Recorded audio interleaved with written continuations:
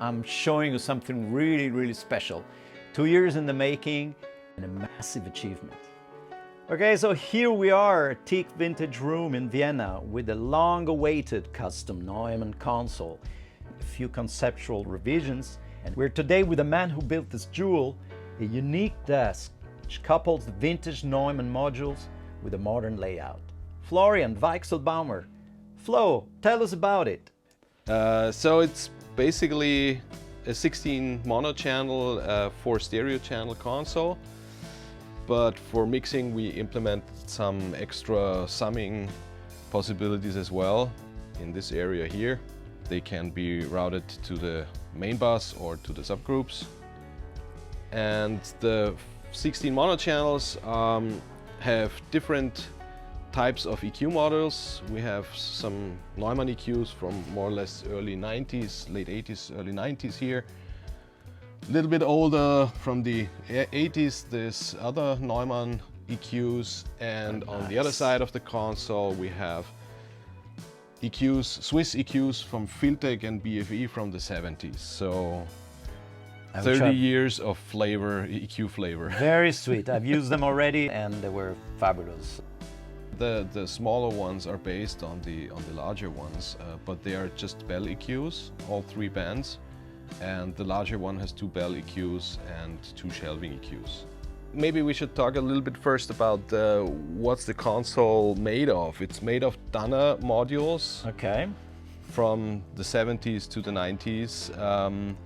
And of course we have mic pre's, we have EQs, we have some special cassettes like the aux and panorama section here, and of course the faders. But in the end, it's not possible to get all the modules needed for such a project, so we had to build a few of our own. Like we have in the top of the console here, the routing section, we have a main bus and 2 stereo subgroups where you can route the signal in mixing mode.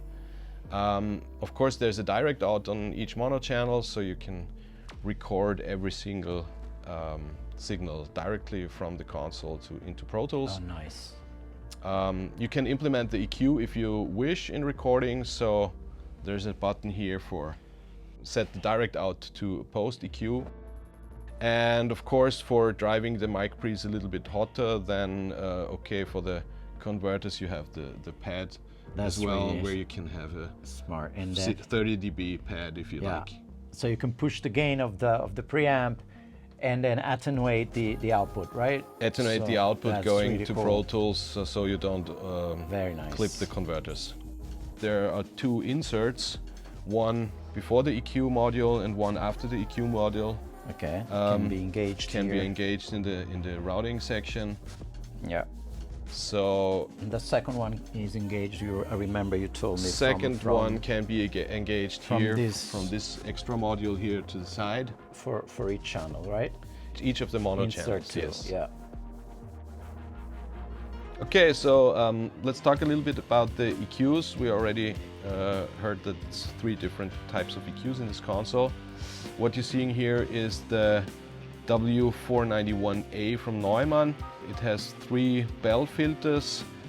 Each has fixed frequencies, but they are really musically designed. Yeah. So never the wrong choices here. It's great. I mean, I use it a lot. Also, we have other modules at the studio here that before the console was built, we're using this a lot. And then I also use the compressor on those. We have 2 compressors in the console as well. And I would say that the top end is very musical and silky, and the low end is very punchy and deep at lower frequencies. But also when I cleaned up using the EQ, it did a good job. Not surgical like whatever other like an SSL or something, but definitely very productive. Yeah, tell us about these super nice aux modules. They still have the German and the original the labels. Of course, yes. The labels are in German language because instead of aux 1, 2, 3, 4, they're called Hall, like reverb, Hall 1, It's called reverb in English, yeah, Hall in German. Hall in German, and Effect send. Effect send. And the compressors here are the same we have in the modules that we used a lot before the console was built. I think the sound is something in between the DBX and the old Me. It's very rounded but punchy at the same time. I love them on snare, acoustic guitar, electric guitar.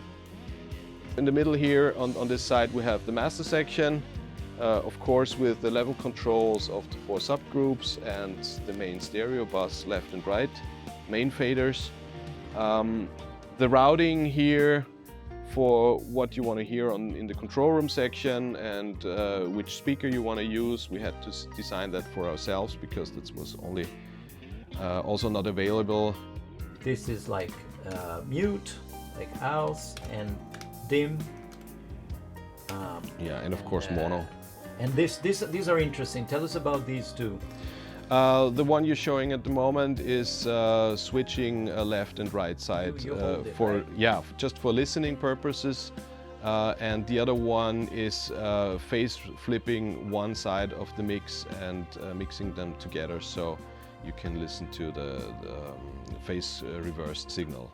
Okay, and these guys on the right are the extra 4 stereo channels, right? That's the 4 stereo input 17, channels. 18, 19, 20, 21, 22. Yes, yes. They don't have any routing, so they are more or less used as effect returns in mixing or something like that.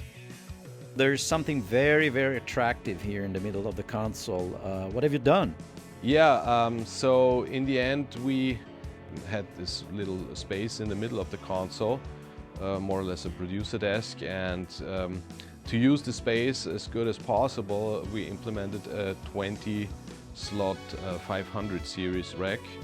So there should be 8 additional mic pre's in the end when it's really fully stocked, and the other slots are EQs, compression, and special effects things.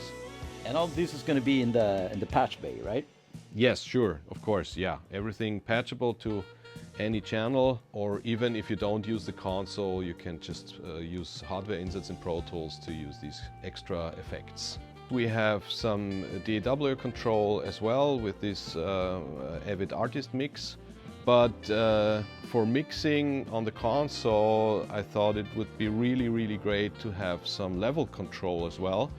And we added the NG leveler from Wes Audio, which is a great box. We have it here next to the patch bay. And it's basically a 16-channel VCA fader box controlled by a plugin. The VCAs are inserted in the second insert slot on the console, so they are after the EQ, and you can patch every analog compression you like.